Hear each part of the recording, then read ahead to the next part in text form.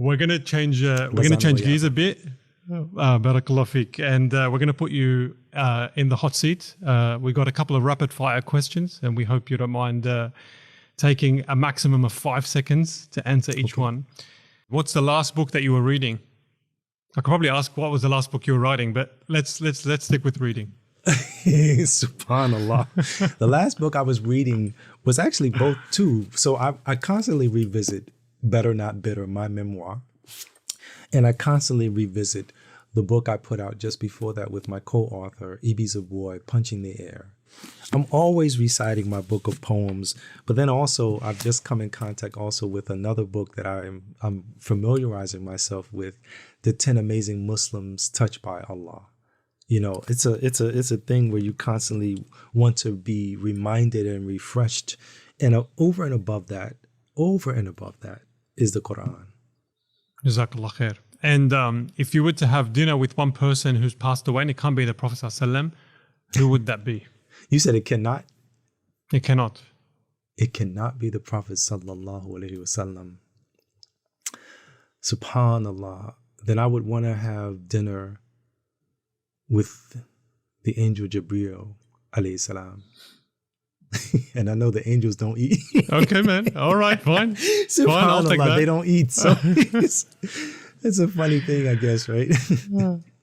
And then the final one is an embarrassing masjid story. When I say that, what comes to mind in the life of Dr. Yusef Salaam?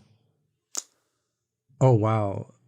Perhaps maybe one of the most embarrassing masjid stories is when you pass gas and you have to excuse yourself. And the most embarrassing is if you're leading the salah. You pass and then you have to excuse yourself. I can't remember exactly a time when that has happened, but that's part of human nature. And it's funny because, you know, I tell my children all the time, because I have 10 children.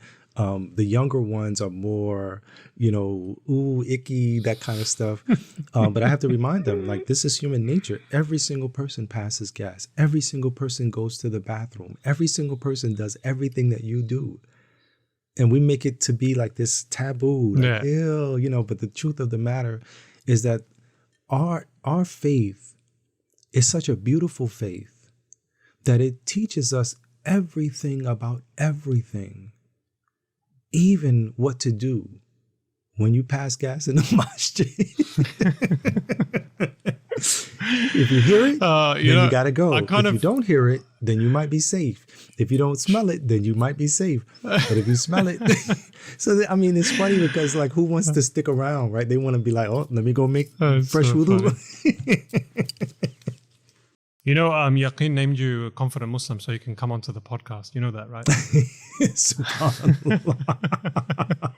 Alhamdulillah.